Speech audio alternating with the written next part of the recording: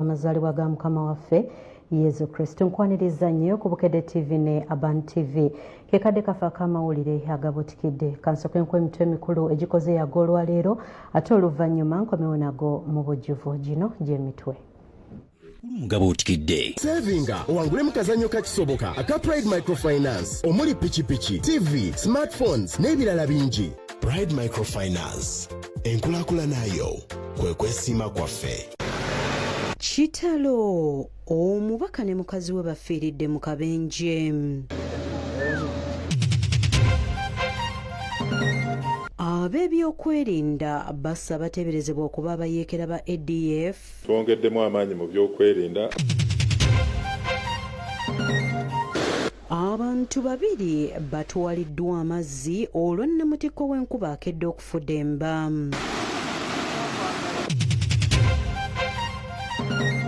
Abasawo bafunvubidde ku ky'okuggyamu Dr. Oledde Obwesigwa. Dr. Nakku gwe bamusikizza ayogedde byatandikirako. Kati gano ge mawulire gaffe mu bujjuvu ogakutuusaako. Nze Rose Kigongo Semwanga. Ag'olunaku olwaleero tugatandise n'amawulire ga nnaku. Abalonzi mu ssaza ly'Esserere baguddemu entiisa oluvannyuma lw'okufuna amawulire ko omubaka waabwe mu Parliament ono nga ye Patrick Okabe ne mukyala we bano bafiiridde mu kabenje akagodde Embaale. Omubaka w'essaza ly'Esserere Patrick Okabe ne mukyala we Christine Okabe bafiiridde mu kabenje akaguddewo ku makya ku luguudo oluva Embaale okudda e Tororo. Akabenje kano kagudde mu bitundu eby'e Nabowa ng'omubaka abadde ava mu kibuga ky'Embaale gye yabadde ku wiikendi. Abeerabiddeko n'agaabwe loole ebaddeko nnamba y'e Kenya KCX Ndoti 7 MK ezeetagalira mu luguudo n'etomera emmotoka y'omubaka eri ku nnamba UBK 995F. Isima Nandusi agambye nti akabenje kano kavudde ku ddereeva wa loole abadde avuga endiima. Mu kusala atyo olwakubodde baire maliro kumulemererwa mugoba wa box bode amukubire side edge takomera kwekyo kumukuba kumutoola okusaidi oko nazo Embaale namwiri okusaidi enaji mu side. Fred Mpamu omutuuze w'e Nabowa agambye nti omuvuzi wa loole avudde ku ludda lwe n'adda ku ludda olubaddeko emmotoka y'omubaka era nga kyandibanga ddereeva w'emmotoka eyo abadde yeebase. Ono mukwekanga nnyo okulaba nga ali ku saidi etaliiye mu bisinde zibadde ez'amaanyi agezezako okwagala okusibaasiba naye omukusiba ennyo kwe kulumba ddala omwami ono ate naye ali kulwana nti agezeeko amwepene kwe kuwambagana wakati awo. Nsoloka nti kiyinza okuba kizuire ku ddereeva ng'agona naye ng'endiima yo nebeire kumu Oba lw'okuba nti tuli kwaba tuwalise Christmas niyo biri kuleeta ebizibu bino abantu tebalisitedde bali kwiruka esipiidi y'amaanyi. Omu ku bakulembeze mu bitundu by'Etteeso Michael Okwi ategeeza nti kikwasa ennaku okuba nga bazze bafiirwa abantu ab'omugaso mu kitundu kyabwe. We have lost a very honest, very good and very nice, a person with a big heart. Kyenaku ino okuwoneka nti olina Bishop nga mu mbeera eti nga fomu nfa temanyiwireku. Gavumenti ebekola enguudo egezeeko okugaziya enguudo. Mu ngeri y'emu tulakita eri ku nnamba N 125P eya kampuni ya Dot Services emeredde ddereeva waayo n'esabala emmotoka ezibadde esimbye ku mabbali ng'eziwerako zoonoonese n'okulumya abazibaddemu.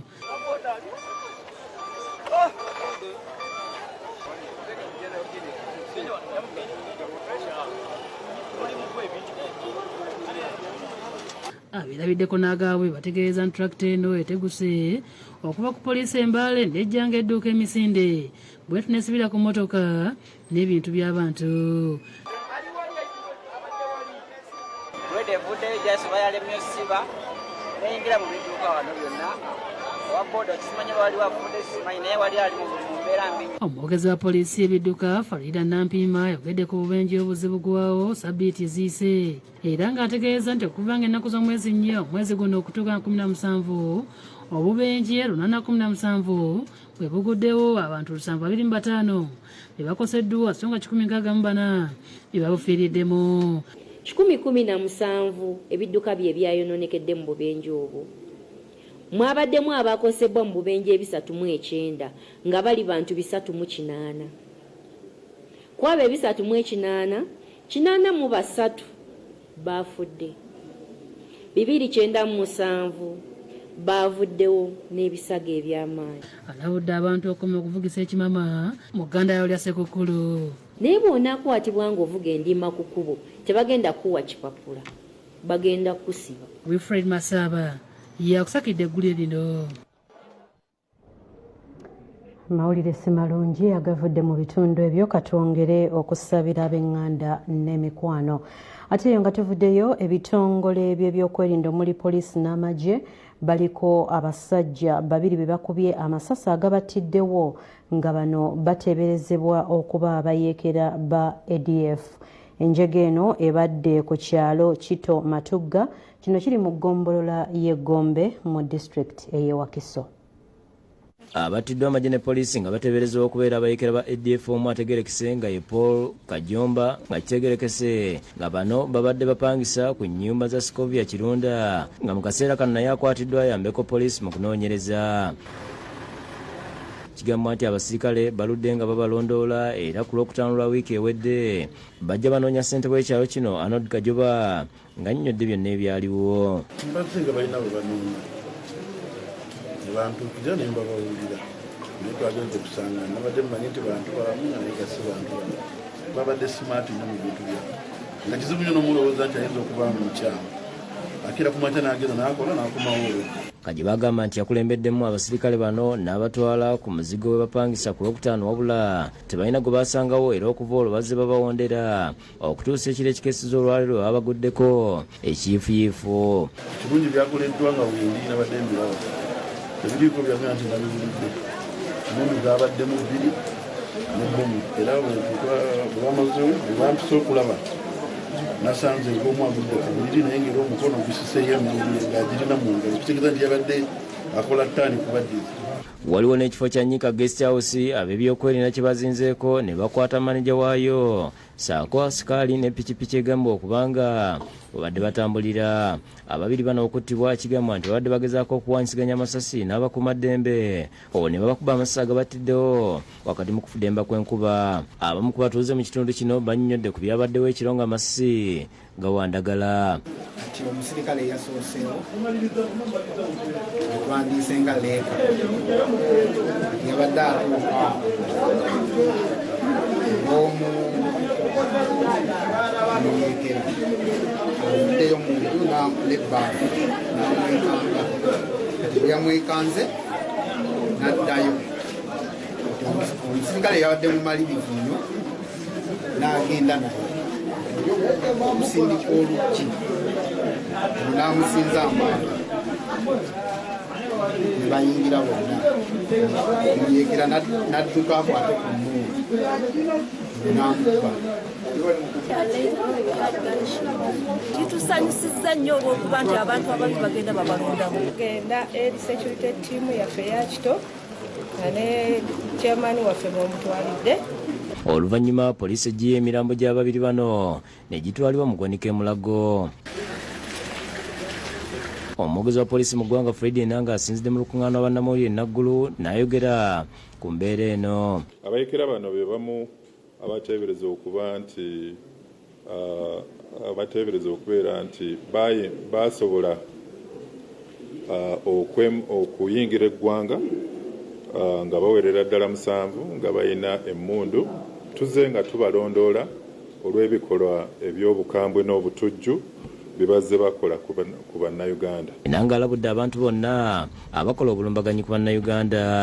Mu kunoonyereza okwakakolebwa kulaga nti ke kamu akaali emabega w'oku bulumbaganyi obwakolebwa ku poliisi y'e Busiika mwe battirwa abapoliisi 3, emmundu 2 ne zibbibwa ate ne bookyako ne Robert Musanje, Stephen Ulega ne Sulaiman Mutebi be bakusakidde eggulire lino. Neggulire eryo ekitundu kyaffe ekisooka ekyamawulire agabuutikidde bwe kityo bwe kitambudde. Tugenda kuwummulamu naye nkyakomawo n'amawulire amalala mangi gotasaanye kusubwa mu mulimu ne gano. Bwe tukomawo mu Gabuutikidde. Ab'akakiiko akataba enzikiriza bawabudde bannayuganda ku nneeyisa.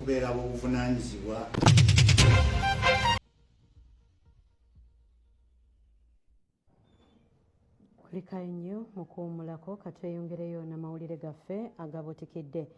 Abantu babiri abakedde okugenda okukkalabya emirimu gyabwe batwaliddwa amazzi mu bitundu by'e Nateete mu mwala ogw'e Nalukolongo. Abatuuze basabye gavumenti okubakolera omwala guno kubanga gufuuse kattiro. Namutiko y'enkuba akadde ofudde embanga gwe bagoba mu ggulu walese abantu babiri nga batwaliddwa amazzi mu bitundu by'e Nateete mu Kampala. Bano kubaddeko omwami n'omukyala era nga badde bakedde okugenda ku mirimu gyabwe nga abalaye ku bantu bano bategeeza nti basoose kubalabula okutatambulira amazzi kyokka ne batabafaako. Badde bava eno nga bakurosinga badda sayidi z'eno. So ekifo kino kyonna kyode kijjuddeko amazzi naye nga tewaliriwe osobola n'okuyita owa booda ow'emmotoka nga talina wasobola kuyita. Naye kye tusazeewo okufa abamu abasobodde okuyimira tuyimiridde mabbali tugenza okulabayo omukyala afosinge atambula mpolampola anti lubega mututte n'agenda mu mazzi alajja nenyenyi nga tebagayinza kuya. Ekidiridde kubadde kubalaba nga bawanika emikono nga amazzi ag'omwala gw'e Nalukolongo nga bakuluggusa. Mugezeza kumugamba tayitawo naye nga takyali ng'alinga ayitiddwa okuyitibwa mu luko naye nga amazima gali nti etulinayo ssubi nti naasuubira okulabika kati. Bagambye omukyala muteeka atatera okuyita wano ng'akozesaawo kati ab'emmotoka bamugambye tokola ki toyitawo naye n'awaliza n'akola ki asale kati olw'okuba teeka abaze bubi alinnye bubi n'akola ki n'agwamu kubanga etonye balina kwewala entambula zonna zonna bazibe kubanga ne piki gazitwala n'emmotoka nali wali era omusajja omusaabaze n'omuvuzi w'epiki gabatwala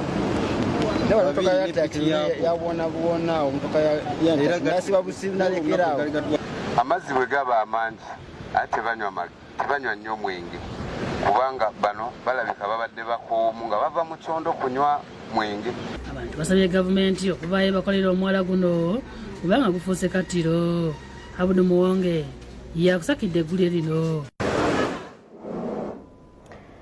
Ate nga tuvuddeyo bo abasawo nga bayita mu kibiina ekibagatta ekya Uganda Medical Association bategeezezza nga bwe batayinza kusonyiwa Dr. Samuel Oledo era nga bategeezezza nti balina okumumaamula ku ntebe ey'obwa pulezidenti bw'ekibiina kyabwe. Wawulirira bino nga balonze Dr. Edith Nakku abadde omumyuka okubeera ssentebe w'ekibiina kyabwe.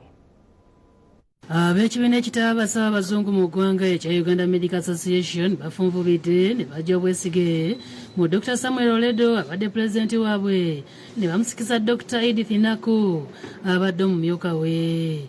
Abasawo bano bakedde ku kkooti ku twedita mu Kampala okwewozaako ku by'okunkumula omukono mu kibya Dr. Oledo ng'eno yaddukirayo ku Lwokutaano lwa Ssabbiiti ewedde okwekubira enduulu. Ku lunaku olwo Oledo yategeeza nti ye munnabyabufuzi ku ngwa era ow'ekibiina ky'NRM nga n'okufukamirira pulezidenti yakikola kubanga si gwe mulundi ogwasooka nga zaafukamirira abantu. Kati bw'oteeyanza muntu nge era newenfuna akaseera ak'okubiri ok'okusigana omukulembeze wa nja kuteeka amavivi ku ttata mweyanze. Kyokka ezimu ku nsonga abasawo ze balambise kwe kuba nti Dr. Oledo yayingiza ebyobufuzi mu mulimu gw'obusawo ate nga bali okutaasa bulamu bw'abantu nga tebalina kwekubira ludda. Kujjanjaba bantu ba bulijjo kulaba nti abasawo babeera mu mbeera ebaganya okukola omulimu gwabwe obulungi. Si buvunaanyizibwa bwaffe okwendosinga kandidenti yenna ow'obufuzi okwesimbawo.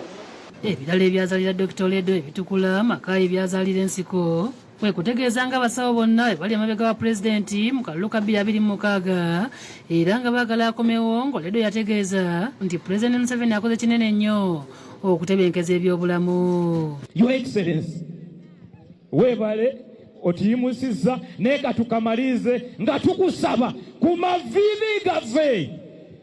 Your Excellency ffe twaseesinze ng'abasawo nti osobola, twaseesinze nti amaanyi ogayina, twaseesinze nti buli kimu ekyetaagisa okiyina. Your Excellency tuyambe nga 26 okomewo otutwale maaso osecuringa future yaffe. Kati Dr. Nakku ategeeza nga bagenda okugatta abasawo okuzza bonna okubeera wamu okuva mu oyo politics ow'okweyawulayawulamu Tetulina mawanga, mbasawo temuli mawanga, temuli bibiina, temuli socio-economic status. Tukolera wamu.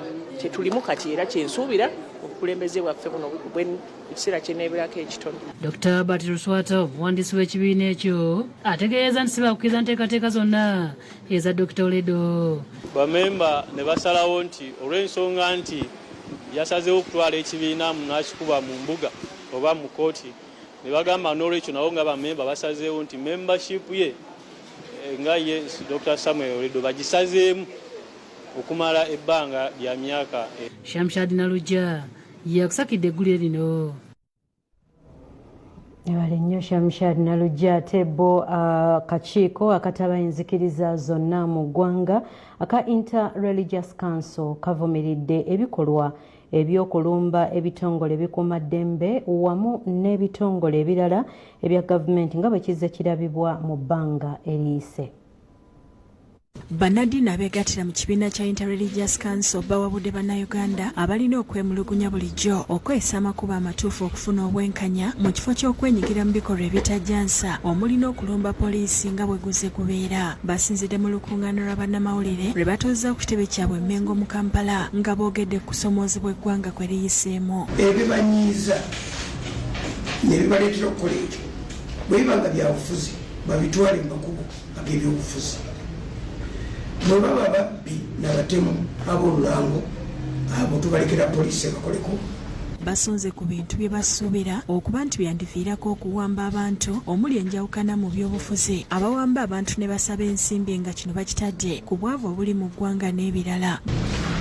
We therefore continue to call for space for national conversation on pressing issues that continue to hinder the people from realizing their aspiration. Basabye abantu okussa obwesige mu ministry ey'ebyobulamu naddala buli lwewabalukawo endwadde. Amagezi nti ku mulundi ogusookedde ddala twesigeko ku kitongole ky'ebyobulamu.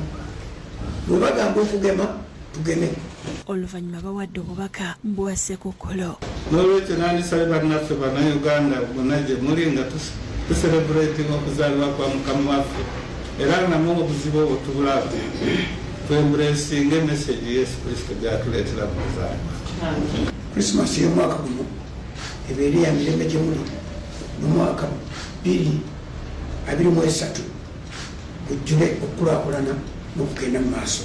Basaasidde abooluganda lw'omubaka ow'essaza ly'e Serere Patrick Okabe ne mukyala we abafiiridde mu kabenje. Kyandibadde kirungi twegendereze mu nvuga zaffe tukendeze ku sipiidi ate tumanye nti gye tulaga yewaffe tujja kutuuka ate nga twetaaga n'okudda. Tubaagaliza omwaka omulungi ogw'essanyu ogw'ennimiro. Nalujja Shamshad yakusakidde eggulire lino. Eggulire eryo tugenda kuddamu tuwummulemu naye nkugamba nti tukyalina mawulire amalala mangi tosubwa n'akanyomero kaffe ak'ensi 5. Kuleka nnyo mu kuwummulako katweyongereyo n'amawulire gaffe agabuutikidde. Ab'ekitongole kya poliisi bawadde alipoota y'ebyokwerinda nga bwe yabadde ssabbiiti ewedde mwe bategeereza nga ebyokwerinda bwe byongedde okunywezebwa. Bano babadde ku kitebe kya poliisi e Naggulu wano mu Kampala. Ebyokwerinda byongedde okunywezebwa mu bitundu by'entoroko Lamwa adyope n'okwetoloola eggwanga okulaba nga bafuuza abayeekera ba ADF n'ebibinja by'abakwata mmundu okuva mu ggwanga erya South Sudan. Bino bikakasiddwa omwogezi wa poliisi mu ggwanga Fred Enanga mu lukuŋŋaana lwa bannamawulire lwatuuza ku kitebe kya poliisi e Naggulu mu Kampala. Ekirungi kiri nti olw'okuba nti twongeddemu amaanyi mu byokwerinda abatuuze mu byalo bino eby'entoroko bazzeeyo mu bitundu byabwe era tugenda kweyongera okulaba nga tusigala mu bitundu ebyo nga bwe tweyongera okukola ebikwekweto n'okunyweza ebyokwerinda ku nsalo bupanya abayeekera bano bwe bakozesa okuyingira Uganda. Alabudde abantu okwerinda amalindirizi mu ggandalo lya Ssekukolo n'alabula n'abatambula ne ssente nnyingi nga bakola kyayisa okwemulisa. Okusuubula n'okugula twagala okubakubiriza nti kiba kirungi okutambula ne ssente ensaamusaamu eziba zirina kusoboseza okugenda okugula ekyo Mu biseera bingi abantu batambula ne bandaali ya ssente wali bw'etaano n'atoolako 15,000 nga buli omu alaba n'otamanya nti oli mu kusikiriza babbi gy'oli. Enanga avumiridde ebikolwa eby'okutwalira amateeka mu ngalo nga kiddiridde omwana okukuba nnyina emiggo lwakuba muzzukulu we Kamulali n'asaba abantu obutafugibwa busungu. Era omukyalo ono gwe bayita Amono Grace myaka 28 muwala we yagenze ng'akaaba nti maama jjajja ampadde Kamulali. Ono kye yakoze yakutte omuggo n'agenda n'aswanula maama we Auma Night myaka 67 ate ekyamuviiriddeko okufa. Amyuka omwogezi wa poliisi mu ggwanga Claire Nabaka alabudde abantu okwerinda abafere mu biseera by'ennaku enkolo. Babasikiriza nti bagenda batwala mu bifo ewali ebintu ebya layisi okusingira ddala ababeera bagenda okugula engoye mu zaakeedi ezo babalimbira kyekolaba nga babatuumye babateddeko erinnya erya cheap stores kubanga bakulimba ne bakugamba nti bakutwala mu store ewali esente ewali ebintu ebya layisi. So buli omu ajje mu kibuga ng'amanyi obanga amanyi nti nno ayinza okusisinkana abantu bano. Asabye abalina abakuumi b'obwannannyini okukomya okukozesa omukuumi omu. At least mubeereko 2 oba 3.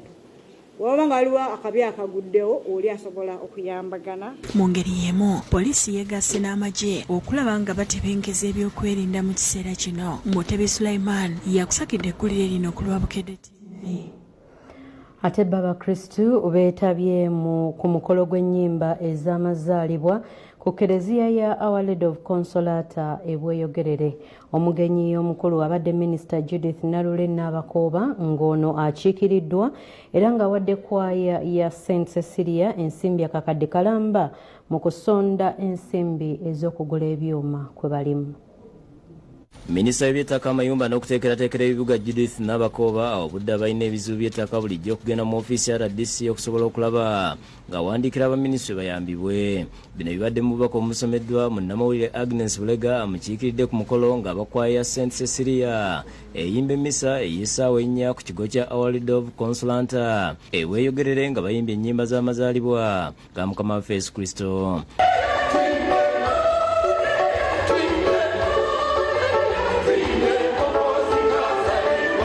Obudde n'abazadde okutwala abaana ku masomero ate n'okubakuuma mu biseera bino ng'obubbi bw'abaana bweyongedde. Asabye abantu bakuume ate tubateekeko eriiso ejjoki nga tubayigiriza emirimu. Mu ngeri emu minisita asabye abantu okuwagira enteekateeka za gavumenti eziba zireeteddwa mu bitundu baleme okwesulayo ogwannaggamba. N'olwekyo buli kantu konna konna akaba kaleeteddwa mu kitundu tuteeke ebbali ebyobufuzi ffe abantu b'omukitundu tunuulire enkulaakulana eyo ebeekola ki asibye n'abantu okukozesa sabbiiti eno ekulembeddemu amazaalibwa ga Mukama waffe Yesu Kristo okulaba nga bayamba ku beetaaga obuyambi Kristo agenda okuzaalibwa emitima gyabwe mirongoofu. Buli omu afunayo ekintu kyakolera omuntu oba omwana omuto oba omukadde egamba ffenna Kristo agenda okuzaalibwa nga tuli balongoofu emitima gyaffe. Yennyamidde olw'empisa y'obutasiima eri mu bantu ensangi zino. Bantu tebakyasimba naye omuntu newankwata omunwe gwamaboko n'agukuwa mwebaze kubanga togulina.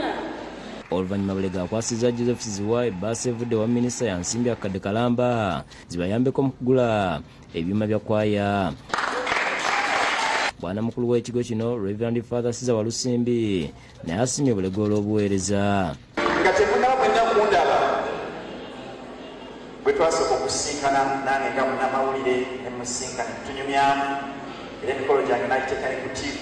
Ye minisita w'ebyenjigiriza eby'amatendekero aga waggulu Dr. Jesse Muyingo asabye abakristo bulijjo okudduukiriranga emirimu gya Katonda. Bino bibadde mu bubaka bwatise omuyambi we omulongo Abdulkarim Tamale ku Kereziya St Stephen's ekireeba mu luka gw'ekakakaliziro bwe mu disitulikiti y'e Luweero okusonda ssente ez'okumaliriza ekereziya.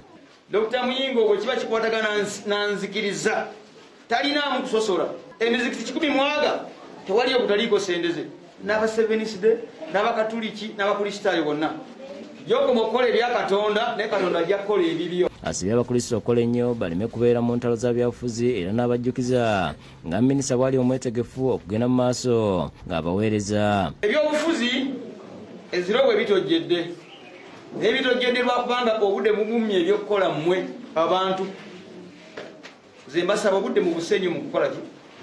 Minisita Muyinga abawadde ensimbi akadde kamuziyambeko mu kukuba kereziya eno pulasita esobole okuweesa Katonda ekitiibwa mu ngeri emu abawadde emigaati. Reverend Father Njiriyo Yoachim okuva mu kisomesa ky'Ekireeba ng'akulembeddemu ekitambiro kya mmisa akubiriza abakristo okubonerera ebibi byabwe.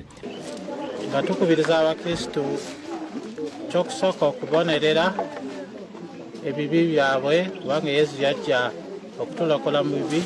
Meya wa Zirobwe Town Council Pascal Imarach asabye abakristo okwewala abantu abajja ku mulamwa ogw'okwekulaakulanya n'asiima Dr. Muyingo olw'okusuubiza nga bannaluweero n'atuukiriza. Dr. Muyingo kyayogera kyakola. Tumusubireko mu ngalo. Waso bwavudde wano yeetabye ku kabaga k'Amatikkira era gy'akiikiridde Minisita Muyingo Nkano nga kaateekeddwa abazadde ba Aisha Nayiga omu ku batikiddwa obusomesa ku Yunivasite ekyambogo ng'ono abadde asomera ku nkola ya BASEF eyatandikibwa mu minisita okuyamba abaana b'omu kitundu. Stephen Sebide ssentebe wa LC yokusatu ayambalidde bannabyabufuzi abakolokota abaleeta enkulaakulana mu kitundu. Kampeyini evumirira omuntu yenna ng'akotogera enkulaakulana mugombola yebamunaanika. Ye Nayiga asiimye Minisita Muyingo olw'okubalaga ekitangaala n'asaba Katonda okumuwangaaza. Ng'akaseera yekatuka ka fiizi nze seenyeenya nga fiizi ezange zinsooka nayo ku ssomero omutima ogutafa ogwo dokita gwayina. Banange dokita webale kwagala bamunaanika omulungi waffe twandikoze tutyafe singa tewajja. Wasooka Minisita Muyingo akwasiza Nayiga akadde k'ensimbi kalamba ng'entandikwa. Dr. Muyingo yagambye nti akuweredde ate era omulimu ogenda gufa naye nene miliyoni ebeereko mu nsawo yo obeeko obuntu bw'oyemaliriza bw'owetaaga mu bulamu. Sharon Nabasirye ne Maria Nantumbwe bakusakidde eggulu lino. Kale tugenda kuddamu tuwummulemu naye nkujjukiza tukyalinayo akanyomero kaffe ak'ensiitaano. Bakwogera ng'ageresa nafunye nange omulungi.